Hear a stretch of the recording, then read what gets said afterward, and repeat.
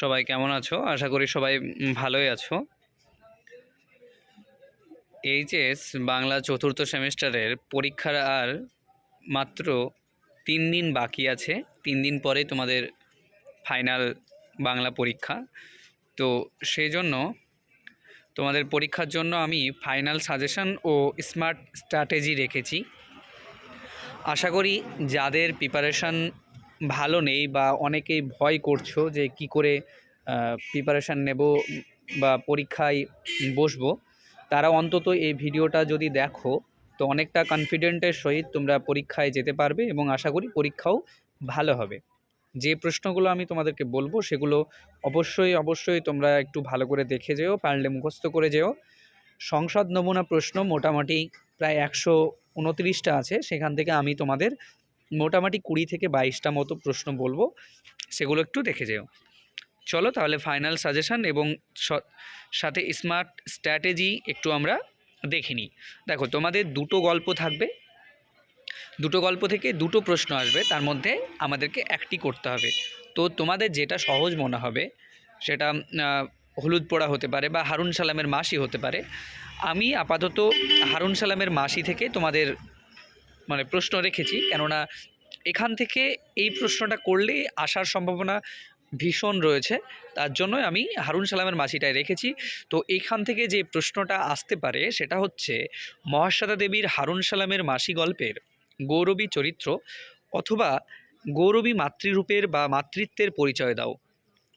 আরও বিভিন্ন রকম করে প্রশ্নটি আসতে পারে যে জাতপাতের ঊর্ধ্বে গৌরবী কীভাবে হারুন সালামের মাসি হয়ে উঠল, ব্যাখ্যা করো। অথবা মাতৃত্বের কাছে জাতপাতের সংস্কার অর্থহীন হয়ে যায়, ব্যাখ্যা করো। অথবা হারা ও গৌরবীর সম্পর্ক কেমন ছিল তা আলোচনা করো। অথবা গৌরবীর শুকনো বুকে যেন কিসের ঢেউ লাগলো, উক্তির আলোকে গৌরবীর চরিত্র ব্যাখ্যা করো। মোটামুটি বিভিন্ন উক্তির আলোকে প্রশ্নটি আসতে পারে, যেটা হারুন সালামের মাসি গল্পের মূল বিষয়বস্তু। তাই এই প্রশ্নটা আমার মনে হয় যে একটা করলে হয়তো পেয়ে যাবে। বাকি কিছু প্রশ্নগুলো তোমরা একটু দেখে রাখতে পারো, যেমন এই তো স্বর্গ, তার স্বর্গ আর হারার মার স্বর্গ কি এক হতে পারে, নাকি সব গরিবের স্বপ্ন আসলে এক? কোন স্বর্গের কথা বলা হয়েছে? গৌরবীর মনে এমন প্রশ্ন জেগে ওঠার কারণ কি? এই প্রশ্নটা একটু দেখে রেখো। তারপরে শহরে গৌরবী আর হারার সমাজ অনেক বড় সমুদ্রের মতো, গৌরবী আর হারার সমাজের পরিচয় দাও। শহরে তা সমুদ্রের মতো বলতে কি বুঝিয়েছে বা এই মন্তব্যের তাৎপর্য লেখো। মোটামুটি এখান থেকে যে দুটো স্টার চিহ্ন দেওয়া আছে সেই দুটো করলে আশা করি এখান থেকে তোমরা প্রশ্ন পেয়ে যাবে। ঠিক আছে, এরপরে আরও কিছু প্রশ্ন আছে, সেগুলো একটু তোমরা পারলে দেখে রেখো। যেমন বড় দুঃখ হলো গৌরবীর, তারপর মনে হলো তার চেয়ে হারার মা ভাগ্যবতী। গৌরবীর দুঃখের কারণ কি? হারার মাকে ভাগ্যবতী বলা হয়েছে কেন? বা কি ভয়ানক প্রতিহিংসা নিবারণের, কিভাবে নিবারণ তার প্রতিহিংসা চরিতার্থ করেছিল, এই প্রতিহিংসার মধ্যে দিয়ে তার চরিত্রের কোন দিকটি ফুটে উঠেছে বা নিবারণ চরিত্র আলোচনা করো। অথবা এটি অন্যরকম করেও আসতে পারে যে বাপ ছেলেতে খুব বেঁধেছিল, কী নিয়ে বাপ ছেলেতে বেঁধেছিল, ভবিষ্যতে তার পরিণাম কি হয়েছিল, অথবা তোর এত রিস কেন, তাৎপর্য আলোচনা করো। মোটামুটি এখান থেকে এই 3টে প্রশ্ন করলেই তোমাদের হয়ে যাবে। তারপরে দেখো, কবিতা থেকে আমাদের 3টি কবিতা রয়েছে, তার মধ্যে তোমরা সেফলি যাওয়ার জন্য, অর্থাৎ কোনো প্রবলেম যেন না হয় তার জন্য 2টো কবিতা করলে হয়ে যাবে। তোমরা তোমাদের পছন্দ মতো 2টো কবিতা ভালো করে পড়ে নিও, যে 4 দিন সময় আছে সেখানে খুব ভালো করে সারসংক্ষেপটা দেখে যেও, কেননা এই বছরের কমন দেওয়া একটু হলেও টাফ। তার কারণ হচ্ছে প্রথম পরীক্ষা এবং সংসদ নমুনা যে প্রশ্ন দিয়েছে, অনেক প্রশ্ন দিয়েছে, প্রায় 129টা, সেই প্রশ্নগুলো করা সত্যিই সম্ভব না। তো আমি প্রার্থনা এবং তিমির হরনের গান থেকে রেখেছি কোন কোন প্রশ্নগুলো না করলেই নয়, সেগুলো একটু তোমরা দেখে নাও। সেটা হচ্ছে, প্রার্থনা কবিতায় কবি কিভাবে ভারতবর্ষকে স্বপ্নে জাগরিত করার কথা বলেছেন তা আলোচনা করো। অথবা ভারতের সেই স্বপ্নে করো জাগরিত, কবি কিভাবে ভারতবর্ষকে স্বপ্নে জাগরিত করার কথা বলেছেন।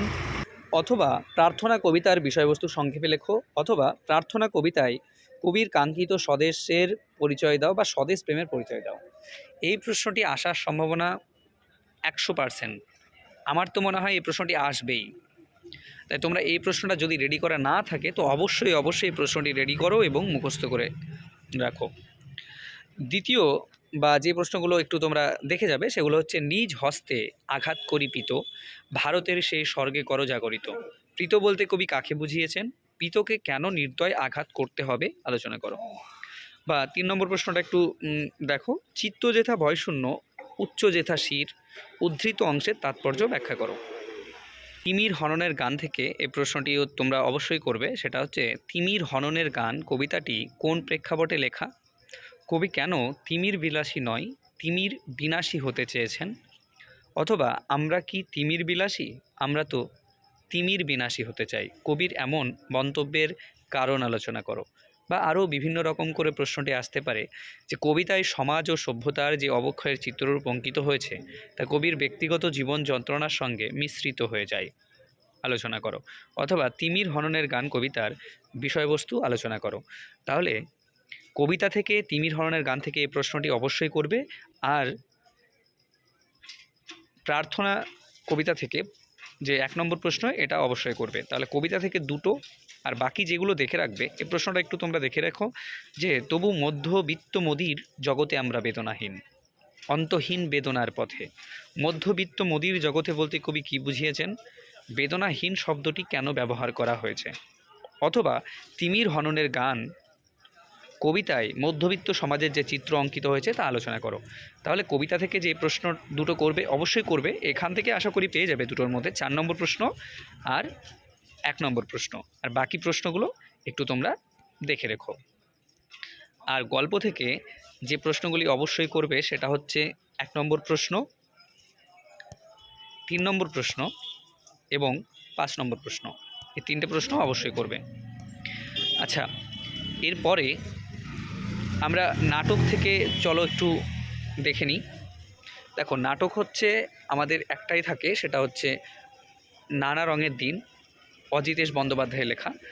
সেখান থেকে 2টো প্রশ্ন থাকবে, একটি করতে হবে। এই নাটকটি কেউ যদি মানে ভালো করে বুঝে যাও বিষয়টা কি, তাহলে খুব ভালো হয়। তার কারণ প্রচুর উক্তি রয়েছে, এখান থেকে অনেক প্রশ্ন হওয়ার সম্ভাবনা আছে। তো কমন খুব মুশকিল, তারপরও যে প্রশ্নটা মানে খুবই আসার মতো এবং খুব গুরুত্বপূর্ণ সেগুলোই আমি রেখেছি। অবশ্যই যেগুলো না দেখে গেলে তুমি হয়তো পরীক্ষার হলে গিয়ে তোমাকে আফসোস করতে হতে পারে। তো যে প্রশ্নগুলো তুমি অবশ্যই দেখে যাবে সেগুলো একটু আমি বলছি, একটু তোমরা দেখে না। প্রথম প্রশ্ন দেখো, রজনীকান্ত চরিত্র, অর্থাৎ রজনীকান্ত চরিত্রটা বিভিন্ন উক্তির আলোকে আসতে পারে। যেমন রজনী চাটুর্যে ইজ রজনী চাটুর্যে, মরাহাতি সোয়ালাক।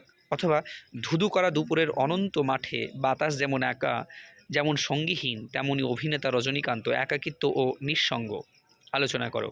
বা এমন আসতে পারে যে, রজনী চরিত্রের যে নিঃসঙ্গতা ও একাকিত্বের ছবি ফুটে উঠেছে তা আলোচনা করো। ভীষণ ইম্পর্টেন্ট আসার মতো।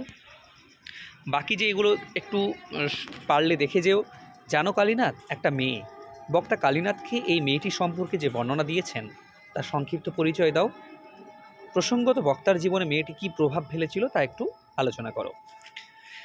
3 নম্বর প্রশ্ন, সে রাত্রে জীবনের প্রথম মোক্ষম বুঝলুম। যারা বলে নাট্যাভিনয় একটি পবিত্র শিল্প, তারা সব গাধা। বক্তা কখন কেন এই সিদ্ধান্তে পৌঁছেছিলেন নিজের ভাষায় আলোচনা করো। অথবা এই প্রশ্নটি আরও বিভিন্ন রকম করে আসতে পারে, সেগুলো আমি অথবা দিয়ে লিখে দিয়েছি তোমাদের সুবিধার জন্য। একটু ভালো করে একটু দেখে নাও। আর ভিডিওটি অবশ্যই না টেনে স্কিপ না করে পুরোটা দেখবে। তার কারণ হচ্ছে এইচএস চতুর্থ সেমের বাংলা বিষয়ের কমপ্লিট সাজেশান এবং স্ট্র্যাটেজি এখানে বলা হয়েছে। এই ভিডিওটা দেখলে আশা করি আর অন্য ভিডিও তোমাদের দেখার প্রয়োজন হবে না। তাহলে দেখো, অভিনেতা মানে একটা চাকর, একটা জোকার, একটা ক্লাউন।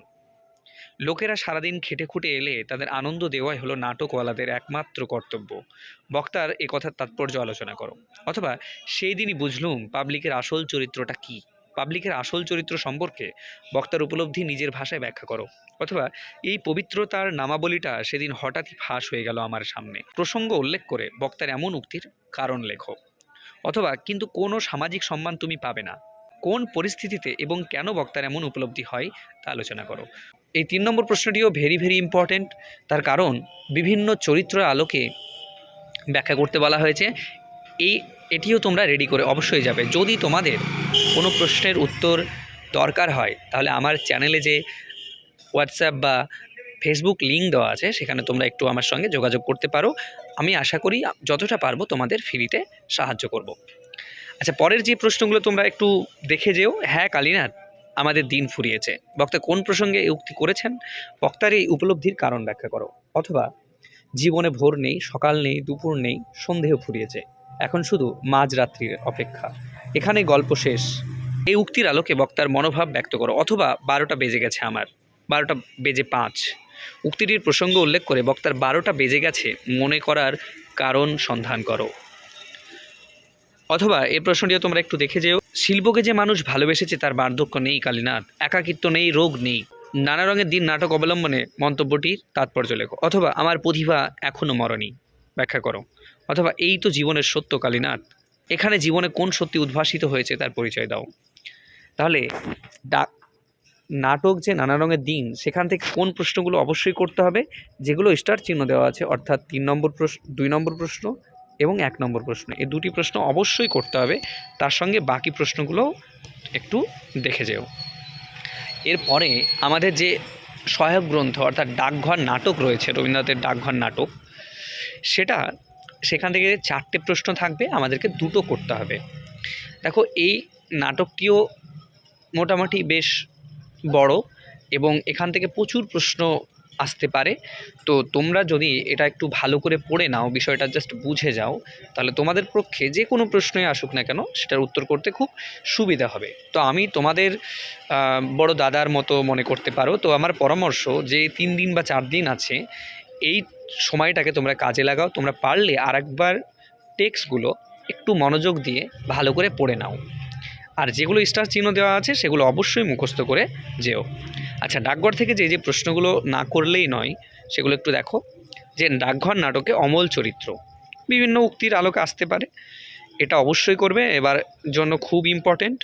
তারপরে ডাকঘর নাটকের নামকরণ বা রূপক সাংকেতিক নাটক হিসাবে তার সার্থকতা, অর্থাৎ নামকরণ এবং রূপক সাংকেতিক নাটক হিসাবে সার্থকতাটাও একটু দেখে যাবে তোমরা। 3 নম্বর প্রশ্ন, যেটা এবছরের জন্য ভীষণ ভীষণ গুরুত্বপূর্ণ প্রশ্ন মনে হয়েছে আমার। ডাকঘর নাটকে কবিরাজ অমলকে বাইরে যেতে নিষেধ করেছিলেন কেন? অমলের সঙ্গে ছেলের দলের কথোপকথন আলোচনা করো। ভীষণ ভীষণ ইম্পর্টেন্ট। রাজার চিঠি কিভাবে অমলের কাছে এসে পৌঁছালো? ডাকঘর নাটক অবলম্বনে লেখো। অথবা চিঠি আসার মধ্যে যে গভীর তাৎপর্য রয়েছে তা আলোচনা করো। এই প্রশ্নটিও বেশ গুরুত্বপূর্ণ প্রশ্ন মনে হয়েছে। প্রশ্নটি দেখো, বলো যে সুধা তোমাকে ভোলেনি, এই উক্তির তাৎপর্য ব্যাখ্যা করো। বা সুধা চরিত্রটি তোমার কেমন লেগেছে আলোচনা করো। 6 নম্বর প্রশ্ন, এই প্রশ্নটি আসার মতো, সেটা হচ্ছে দই বেচতে যে কত সুখ তা তোমার কাছে শিখে নিলুম, কে কাকে উদ্দেশ্য করে মন্তব্যটি করেছেন, এই মন্তব্যের কারণ কি? অথবা দইওয়ালার সঙ্গে অমলের কথোপকথন আলোচনা করো। 7 নম্বর, এখানে আমার সব বন্ধ, কেবল এইটুকু খোলা, বক্তা কাকে কোন প্রসঙ্গে কথা বলেছেন, বক্তার কোন কোন ইচ্ছা প্রকাশ পেয়েছে তা আলোচনা করো। 8 নম্বর, শীঘ্র যাতে রাজার চিঠি তোর কাছে আসে আমি তার ব্যবস্থা করছি, বক্তা কোন পরিস্থিতিতে কাকে কথা বলেছেন, কারণ আলোচনা করো। বা 9 নম্বর প্রশ্ন, সে ভারী আশ্চর্য জায়গা, কোন জায়গার কথা বলা হচ্ছে তার বর্ণনা দাও। বা ডাকঘর নাটকে যে ক্রঞ্চ দ্বীপের যে বর্ণনা পাওয়া যায় তা লেখো। অথবা ক্রঞ্চ দ্বীপ কী রকম দ্বীপ আমাকে বলো না ফকির, ডাকঘর নাটক অবলম্বনে ক্রঞ্চ দ্বীপটির বর্ণনা দাও। তোমাদের মনে হতে পারে এতগুলো প্রশ্ন কি করে করব, তার জন্য বলছি তোমরা একটু রিডিং পড়ো এক্সট্রা, এবং এই প্রশ্নগুলি তোমরা চেষ্টা করো যে উত্তর নিজেরা করতে পারবে কি না। আর যেগুলো অবশ্যই করবে সেটা হচ্ছে 6 নম্বর প্রশ্ন এবং 5 নম্বর প্রশ্ন, 3 নম্বর প্রশ্ন, 2 আর 1, অর্থাৎ স্টার চিহ্ন দিয়েগুলো একটু অবশ্যই তোমরা করে যেও। এরপরে দেখো, বাঙালির চিত্রকলা বা চলচ্চিত্র, অর্থাৎ এখানে 2টো জায়গা থেকে একটা একটা করে প্রশ্ন আসবে, 2টো আসবে, একটা করতে হবে। তো আমি তোমাদের যেটা ভালো লাগে সেটা অবশ্যই করো। কারোর চিত্রকলা ভালো লাগতে পারে, কারোর চলচ্চিত্র ভালো লাগতে পারে। ভিডিওটি ভালো লাগলে অবশ্যই তোমরা আমায় একটু সাপোর্ট করো, লাইক করো, একটু পাশে থেকো। অনেকে আমি এমন দেখেছি যে প্রথমে চ্যানেলে সাবস্ক্রাইব কত আছে সেগুলো দেখে, ভিউ কত আছে সেগুলো দেখে ভাবে যে ভিডিওটা হয়তো ভালো না। তাই এরকম মনে করো না যে সেরকম চ্যানেলে সাবস্ক্রাইব নেই, ভিউ নেই, মানে অতটা অথেন্টিক হবে না। জোর দিয়ে বলতে পারি, আশা করি তোমরা যদি এগুলোকে দেখো তো অনেকটা তোমাদের উপকারে আসবে। তাই কেউ দয়া করে ভিডিওটি পুরোটা না দেখে স্কিপ করো না। আমার মনে হয় যে যদি এই ভিডিওটা তোমরা পুরোপুরি দেখো এবং যে প্রশ্নগুলো দেওয়া আছে সেগুলো একটু রেডি করার চেষ্টা করো, আশা করি বাংলায় তোমাদের একটা ভালো নাম্বার পাবে এবং পরীক্ষা খুব সুন্দর হবে। বাঙালির চিত্রকলা বা চলচ্চিত্র, মোটামুটি আমি চিত্রকলা থেকেই প্রশ্ন রেখেছি, এখান থেকে 2টি প্রশ্ন আসে, 1টি করতে হয়। তো তোমরা যেগুলো করবে সেটা হচ্ছে চলচ্চিত্রের সত্যজিৎ রায় এবছরের জন্য খুবই গুরুত্বপূর্ণ প্রশ্ন এবং আসবে এই প্রশ্নটা আমার মনে হয়। তারপর মৃণাল সেন দেখবে, ঋত্বিক ঘটক, এই 3টে অবশ্যই করো। আচ্ছা, তপন সিংহটা একটু তোমরা দেখে যেও। দেখো এবারে আমাদের যে প্রবন্ধ রচনা, অর্থাৎ এখানে 2 রকমের প্রবন্ধ রচনা থাকে, একটা যে জীবনী আর একটা হচ্ছে যে তোমার বিষয় তুলে দেয়, সেখানে তো গভীরে ঢুকে পুরোটা আমাদেরকে বিশ্লেষণ করে লিখতে হয়। তো আমার মনে হয়েছে যে জীবনী রচনাটা মোটামুটি সহজ, তার কারণ সেখানে 20 বা 40% তথ্য দেওয়া থাকে, সেখানে কিছুটা আমাদের অ্যাড করতে হয়। এবং জীবনী রচনাগুলো কি হয়, সেই ব্যক্তি সম্বন্ধে আমরা পড়লে আমাদের মোটামুটি মনে থেকে যায়। তো এখান থেকে যেগুলো অবশ্যই তোমরা করে যাবে সেটা হচ্ছে ঈশ্বরচন্দ্র বিদ্যাসাগর, ভীষণ ইম্পর্ট্যান্ট। এবং শতবর্ষে যেসব ব্যক্তি বা বিখ্যাত লেখক বা লেখিকাদের যে শতবর্ষ চলছে সেগুলো তোমাদেরকে করে যেতে হবে। যেমন ঋত্বিক ঘটক, আগে বললাম যে ভীষণ ইম্পর্ট্যান্ট, মহাশ্বেতা দেবী এবং নারায়ণ দেবনাথ। দেখো জীবনী রচনা কী বলো তো, তোমাদেরকে মুখস্থ করতে হবে এরকম কোনো ব্যাপার না, বারবার যদি তোমরা রিডিং পড়ে যাও না, তাহলে দেখবে তোমাদের লিখতে অনেকটা সুবিধা হচ্ছে। আর যেগুলো স্টার চিহ্ন দেওয়া আছে সেগুলো অবশ্যই পারলে মুখস্থ করে যেও। যেমন ঈশ্বরচন্দ্র বিদ্যাসাগর, শতবর্ষের ঋত্বিক ঘটক, মহাশ্বেতা দেবী, নারায়ণ দেবনাথ এবং নারী জাগরণের অগ্রদূত রোকেয়া সাখাওয়াত হোসেন। আর বাকিগুলো তোমরা একটু দেখে যেও, রিডিং পড়ে যেও। রূপসী বাংলার কবি জীবনানন্দ দাশ এবং স্বামী বিবেকানন্দ। ভিডিওটি বুঝতে পারছি অনেকটা লম্বা হয়ে গেল, কিন্তু কিছু করার নেই, পুরো কমপ্লিট সাজেশান বা গাইড দিতে গেলে ভিডিওটা একটু বড় হবে। তাই তোমরা একটু সময় নিয়ে দেখো এবং এই কয়েকদিন ভালো করে সময় দিয়ে তোমরা পড়াশোনা করো। একটু টেক্সটটা পারলে আরেকবার একটু মন দিয়ে পড়ে নাও। সবাই ভালো থেকো, সুস্থ থেকো, নিজের খেয়াল রেখো এবং পড়াশোনার মধ্যে থেকো। ঠিক আছে, আজ তাহলে এইটুকুই।